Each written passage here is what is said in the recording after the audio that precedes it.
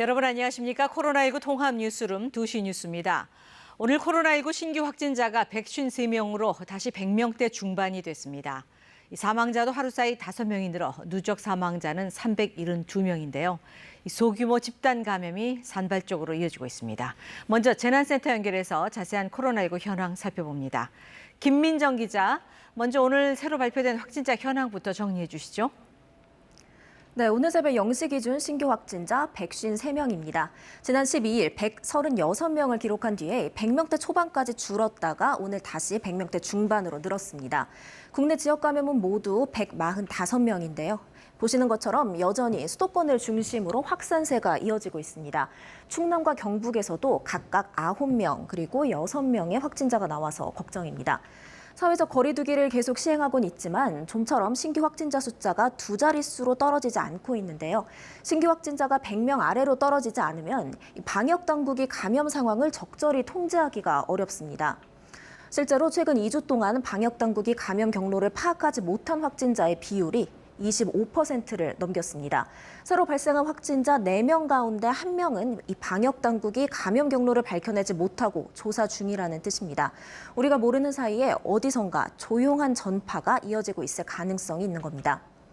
집단 감염도 끊이지 않고 있습니다. 8월에 열렸던 광복절 집회 관련 확진자는 한 달이 지난 지금까지도 계속 추가되고 있습니다. 지금까지 누적 확진자 585명으로 파악됐습니다. 또 수도권 산악 모임 카페와 관련해서는 지금까지 누적 확진자 47명이 나왔고요. 또 서울 강남구 K보건산업 관련해서는 확진자가 새로 7명이 추가 확인되면서 모두 21명으로 집계됐습니다. 조금 뒤에 정부가 새로운 집계 내용을 발표할 것으로 보입니다. 네, 지금 위중증 환자가 160명, 그리고 어제 하루 사이에 사망자가 5명이 나왔는데 그만큼 고령층 확진자가 늘었기 때문이죠. 네, 그렇습니다. 먼저 이 나이별 확진자 현황을 살펴보겠습니다. 지금까지 전체 누적 확진자에서 60세 이상의 비중은 27% 정도인데요. 나머지 연령대와 비교해봤을 때 비중이 그리 많이 크지는 않습니다. 그런데 인구 10만 명당 발생률을 보면 고령층 발생률이 상당히 높다는 걸 알 수가 있습니다. 물론 20대가 가장 높지만 그 다음이 60대, 70대, 그리고 80세 이상입니다. 사회활동이 활발하지 않은 걸 고려하면 상당히 높은 발병률입니다. 위중하거나 중증인 환자들 중에는 특히 고령층이 많습니다. 중증 환자 가운데 84%가 60살 이상의 확진자고요. 또 위중 환자 중에서는 무려 90%가 60살 이상입니다. 고령자의 경우 지병이 있을 가능성이 크고 또 건강도 좋지 않아서 감염되면 급속도로 병세가 악화될 가능성이 있습니다. 모든 연령층이 마찬가지겠지만 특히 노인분들 방역수칙 잘 지켜주셔야 합니다. 꼭 필요하지 않은 외출과 모임은 하지 않는 편이 좋습니다. 지금까지 재난방송센터에서 KBS 뉴스 김민정입니다. 경기도에서도 확진자가 늘었는데요. 광명의 기아자동차 소화리 공장 직원 등 관련 확진자가 11명으로 파악되면서 보건당국이 역학조사에 나섰습니다. 남양주의 한 아동도서업체 관련 확진자도 1명 추가되는 등 산발적인 감염이 계속되고 있습니다. 경기도와 인천 지역의 코로나19 상황 김용덕 기자가 보도합니다. 경기도 보건당국은 기아자동차 광명 소화리 공장 관련 코로나19 확진자가 지금까지 11명으로 파악됐다고 밝혔습니다. 공장 직원 혹은 직원 가족들인데 거주 지역별로는 용인 4명, 안산 5명, 군포 2명 등입니다. 공장 가동이 중단된 가운데 보건당국은 밀접 접촉 150여 명에 대한 검사를 계속하고 있어 확진자가 더 늘어날 가능성도 있습니다.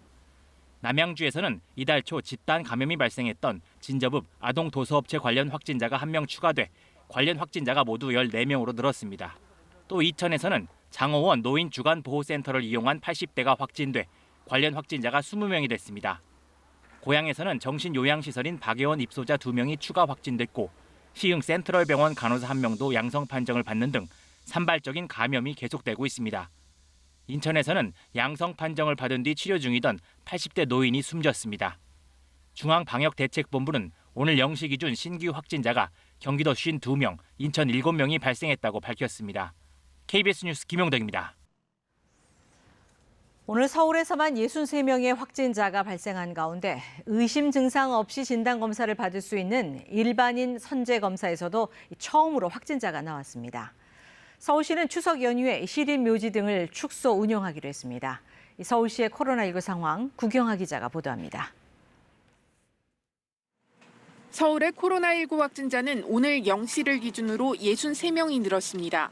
지난 일요일 31명이었던 하루 확진자 수가 나흘 만에 2배로 늘었습니다. 세브란스 병원에서는 4명이 추가로 양성 판정을 받았습니다.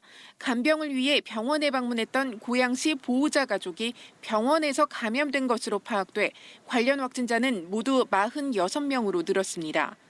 마스크 유통업체인 강남구 K보건산업에서 6명이 추가로 확진되는 등 확진자가 모두 27명으로 늘었습니다. 서울시 역학조사 결과 해당 건물 입주자가 마스크를 쓰지 않거나 불완전하게 쓴 것으로 확인됐습니다. 서울시가 석 달째 시행해온 일반 시민 선제검사에서도 처음으로 확진자가 파악됐습니다. 서울시는 지난 14일 검사를 받은 시민이 양성 판정을 받아 격리 치료를 받고 있다고 밝혔습니다. 서울시는 최근 감염 경로 미확인 사례가 많이 나타나고 있다면서 의심 증상이 없더라도 불안한 시민은 선제 검사를 받아달라고 요청했습니다. 또 최근 확진자가 발생한 8개 자치구의 의료진과 종사자 25,200여 명을 선제 검사하겠다고 밝혔습니다. 한편 추석 명절 기간 코로나19 확산 방지를 위해 서울 시립묘지 등의 추모시설이 모레부터 한 달간 축소 운영됩니다. 용미, 벽제리 묘지 등 서울 시립묘지 5곳의 실내 봉안당은 휴일에 폐쇄되고 추석 기간 재례실, 휴게실도 운영되지 않습니다. 실외시설에서는 추모할 수 있지만 음식물 섭취는 금지되고 무료 순환버스의 운행도 중단됩니다. 서울시는 이번 추석 연휴에는 가급적 성묘 등을 자제하고 비대면 추모를 해달라고 요청했습니다. KBS 뉴스 구경합니다. 이처럼 확산세가 좀처럼 꺾이지 않는 데다 또 이동이 많은 추석까지 다가오면서 방역당국은 안심할 수 없는 상황이라며 전국적인 사회적 거리두기 2단계를 철저히 지켜줄 것을 거듭 요청했습니다. 아울러 일교차가 심해지는 만큼 건강 취약계층의 독감 백신 접종을 당부했습니다. 보도에 이화진 기자입니다. 정부는 철저한 방역을 거듭 강조했습니다. 아직 2,800명의 확진자가 코로나19 치료를 받고 있는데 이동량이 많은 추석까지 다가오면서 더더욱 안심할 수 없다는 겁니다. 사회적 거리두기로 인해 수도권 고위험시설 11종의 사업장은 여전히 영업을 못하고 있어 안타깝지만 공동체의 안전을 위한 것이라며 협조를 요청했습니다. 거리두기와 올바른 마스크 착용이 바이러스로부터 우리를 지켜주는 가장 훌륭한 백신이라는 것을 기억해 주시기 바랍니다. 오늘 확진자가 크게 늘어난 데 대해선 거리두기 완화 조치의 부정적 영향이라고는 보기가 아직 어렵다며 확진자 수는 집단 감염 발생에 따라 등락을 반복한다고 설명했습니다.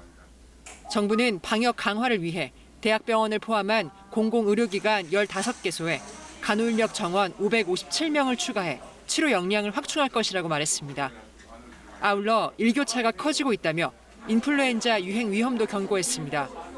감염 시 합병증 위험이 높은 노인과 임산부, 단체 생활로 유행 우려가 큰 소아와 청소년 등 필수 접종 대상에게 무료 백신을 지원한다며 접종을 당부했습니다. 정부는 추석 연휴를 앞둔 구체적인 방역 조치를 주말쯤 발표할 예정입니다. KBS 뉴스 이화진입니다. 다음 소식입니다. 택배 노조가 다음 주 월요일부터 배송 전에 하는 분류 작업을 하지 않기로 결정했습니다.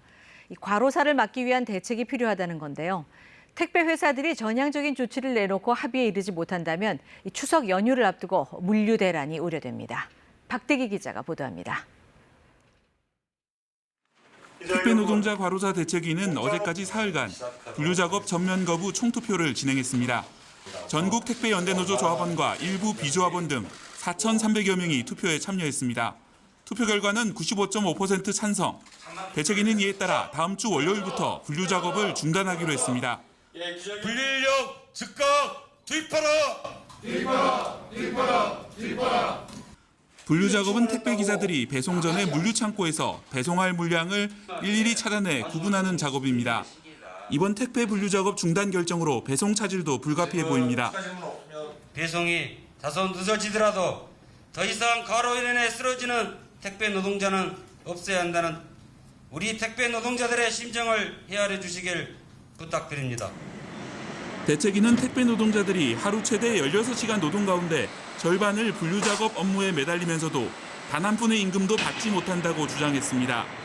이들은 특히 분류작업에 대한 인력 투입이 택배 노동자 과로사를 줄일 수 있는 가장 현실적인 대책이라고 강조했습니다. 그러면서 대책위는 정부와 업계가 대책을 마련하면 작업 거부를 철회하고 대화에 나서겠다고 밝혔습니다. 이와 관련해 정부와 택배업계는 어제 비공개 간담회를 갖고 대책을 논의했습니다. 내일도 이와 관련한 당정 논의도 예정돼 있어 어떤 대책이 나올지 주목됩니다. KBS 뉴스 박대기입니다. 정부는 사회적 거리두기가 강화되면서 헌혈이 줄어 혈액 보유량도 부족해졌다며 국민들의 헌혈 동참을 요청했습니다. 강도태 중앙재난안전대책본부 1총괄조정관은 오늘 중대본 회의에서 국민 여러분의 동참으로 혈액 수급이 5월 이후로 안정적인 상황을 유지했지만 거리두기가 강화되면서 헌혈이 줄어 혈액 보유량이 부족해지고 있다고 밝혔습니다. 그러면서 생명을 살리는 고귀한 헌혈에 많은 분들이 동참해달라고 밝혔습니다. 홍남기 경제부총리 겸 기획재정부 장관은 국회가 22일까지 4차 추가 경정 예산안을 확정해 주기를 간곡히 요청한다고 말했습니다. 홍 부총리는 오늘 정부 서울청사에서 열린 제16차 비상경제중앙대책본부 회의에서 경기 회복 모멘텀을 위해서는 긴급 민생경제종합대책에서 마련한 총 12조 4천억 원 규모의 지원금을 조속히 집행하는 게 관건이라고 말했습니다. 이어 국회가 22일 추경을 확정하기로 합의했는데 이는 추석 전 추경자금 집행을 개시하기 위한 사실상 데드라인이기도 하다며 국회가 이때까지 4차 추경안을 확정하기를 간곡히 요청한다고 밝혔습니다.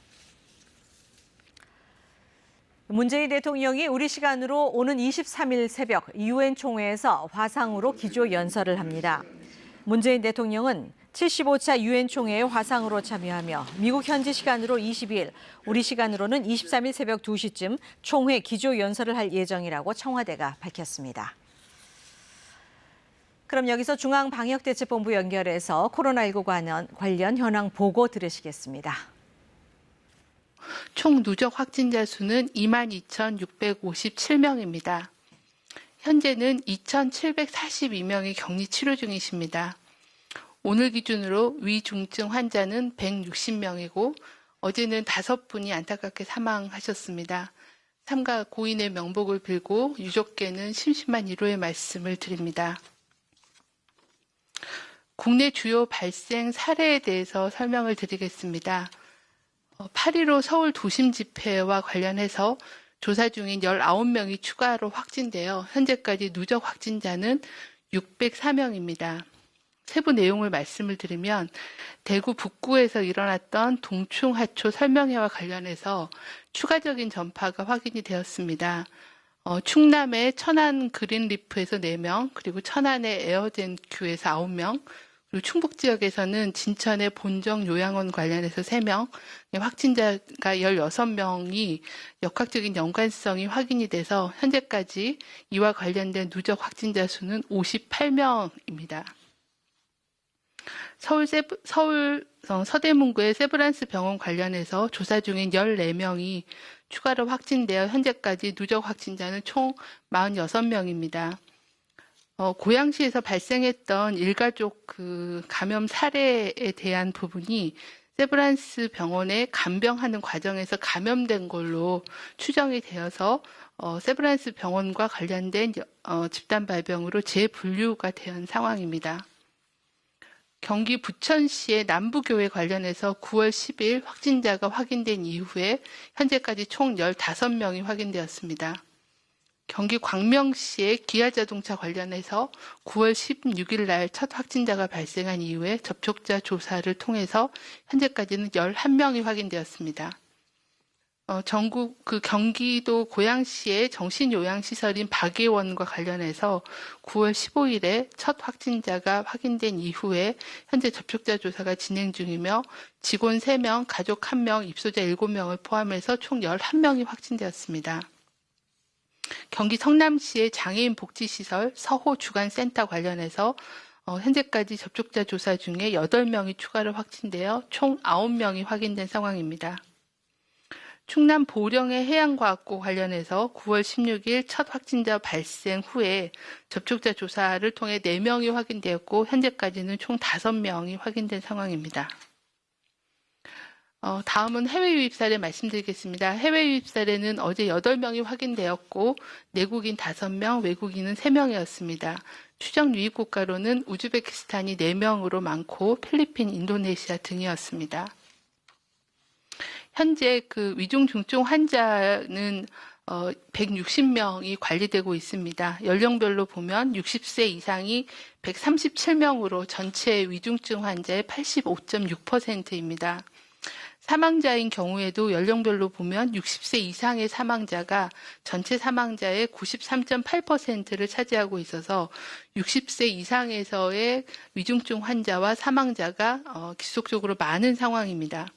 이렇게 확진 시에 중증으로 이어질 가능성이 높은 고위험군인 60세 이상의 고령층들이 많이 이용하는 사회복지시설, 의료기관의 종사자 및 시설 관리자께서는 이런 고위험군이 감염에 노출되지 않게끔 주의사항을 반드시 지켜주실 것을 요청을 드립니다. 특히 최근에는 요양보호사나 아니면은 의료기관의 종사자를 통해서 시설 내의 전파가 확인되는 사례들이 보고가 되고 있습니다. 이러한 시설의 종사자들께서는 감염 위험이 높은 다중이용 시설의 방문을 자제해 주시고 여행이나 모임 등의 사람 간의 접촉도 최소화해 주시길 바라고 발열이나 기침, 의심 증상 등이 있을 경우에는 즉시 업무를 배제하고 검사를 받아주시길 바랍니다. 또한 근무할 시에는 반드시 마스크 착용, 손 씻기 등의 개인 감염 위생 수칙을 철저히 준수해 주실 것을 거듭 당부드립니다. 또한 시설 관리자께서도 외부인의 출입 등을 통제해 주시길 바랍니다. 특히 최근에 의료기관에서도 문병으로 오시는 분들이 많다라는 그런 얘기를 들었습니다. 코로나19의 유행이 진행되는 상황에서는 문병이라는 형태로 병원을 방문하시지 말고 다른 비대면을 통해서 소통해 주실 것을 당부를 드립니다. 또한 휠체어 등 공용 물품이나 아니면 특히 손이 많이 닿는 부위인 손잡이, 문고리 등 손이 많이 닿는 곳에 대해서는 주기적으로 표면을 닦아주는 소독을 실시해 주시기를 바라고 또한 환기가 매우 중요합니다. 적어도 매 시간 환기를 적절하게 시켜주실 것을 당부를 드립니다. 또한 입소자나 환자에게 증상이 있는 경우에는 즉시 검사를 받아주실 것을 요청을 드립니다. 또한 이런 유증상자뿐만이 아니라 최근에 지역 감염이 증가하면서 신규 입소자 또는 신규 입원 환자에 대해서 검사에 대한 비용을 건강보험에서 지원을 하고 있습니다. 의료기관인 경우에는 다음 주 월요일부터 시행이 되기 때문에 병원에 입원하는 환자들에 대해서는 진단검사를 증상과 상관없이 시행해서 병원 내에 전파가 확산되는 것을 차단하는 게 필요하겠습니다. 또한 8월 달 학예 휴가하고 방학을 거치면서 여러 가지 다양한 여행 관련된 집단 발생 또는 지인 또는 가족 간의 모임을 통한 집단 발생이 다수 보고가 되고 있습니다. 역학조사 결과 8월 이후에 모임 여행 관련된 집단 발생은 총 13건이었고 14개 시도에서 총 311명이 확인이 되었습니다. 모임이나 여행을 직접 참석해서 감염된 경우가 149명이고 이로 인한 추가 전파가 162명이 보고되고 있는 상황입니다.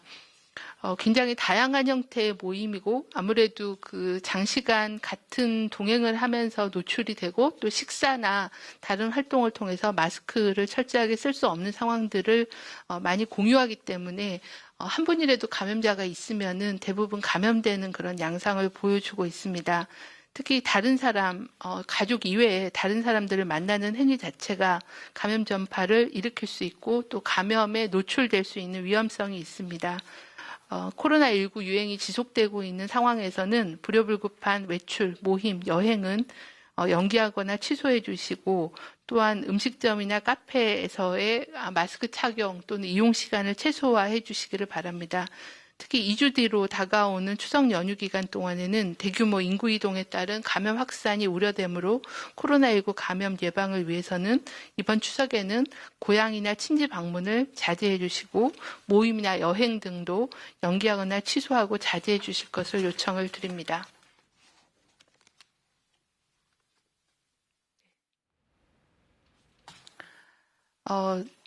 추가 말씀을 좀 드리겠습니다.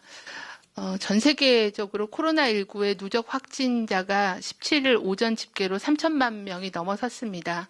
유행이 장기화되면서도 증가세가 전혀 꺾이지 않고 각국 정부에서도 봉쇄 정책을 강화하는 등 유행을 통제하고 있지만 코로나19가 굉장히 높은 전염력과 전파력을 보이기 때문에 통제가 어려운 상황이 지속되고 있는 상황입니다. 코로나 종식은 당분간은 기대하기가 어렵고 코로나와 함께 안전하게 살아가는 일상, 건강 습관을 정착시키고 생활하는 것이 매우 중요합니다. 코로나 예방을 위한 중요한 건강 습관으로 저희가 마스크 착용에 대해서 계속 강조하고 있습니다. 많은 분들께서 마스크를 셀프 백신이라고도 하시고 또 안전벨트라고도 표현을 하고 계십니다. 오늘 많이 보도된 내용 중에 마스크 한 장의 위력과 관련된 보도가 많이 되었습니다. 최근 대구에서 진행됐던 그 지하 공간에서 아주 밀폐된 공간에서 동충하초 판매 사업 설명회에서 참석한 27명 중에서 한 명이 이제 감염이 되지 않으셨고 이 한 분은 마스크를 제대로 착용하셨고 또 다과 시간에도 벗지 않는 등 마스크를 제대로 착용하셨다는 거와 또 본인이 감염이 안 됨으로 인해서 가족들이 감염되는 것을 막을 수 있었다라는 것을 강조하는 그런 인터뷰를 들은 바가 있습니다. 그만큼 마스크라는 게 현재 그 백신이나 치료제가 없는 상황에서 본인의 감염을 예방하고 또 본인이 혹시라도 감염됐을 때 남에게 전파시켜주는 것을 차단하는 셀프 백신이고 안전벨트라는 말씀을 다시 한번 강조드립니다. 현재 사회적 거리두기 2단계 조치가 취해지고 있는 상황입니다. 아직은 확진자 수가 오늘도 일부 증가해서 100명 이상의 환자가 계속 보고되고 있고 새로운 집단 발생이 보고가 되고 있습니다.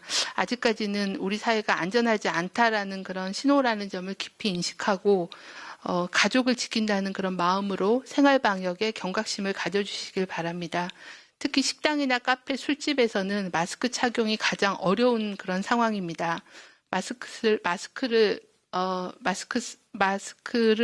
벗어야 하는 상황은 피해 주시는 게 가장 좋고 산밀 환경에 있더라도 올바르게 또 철저하게 마스크를 착용하는 것이 중요합니다.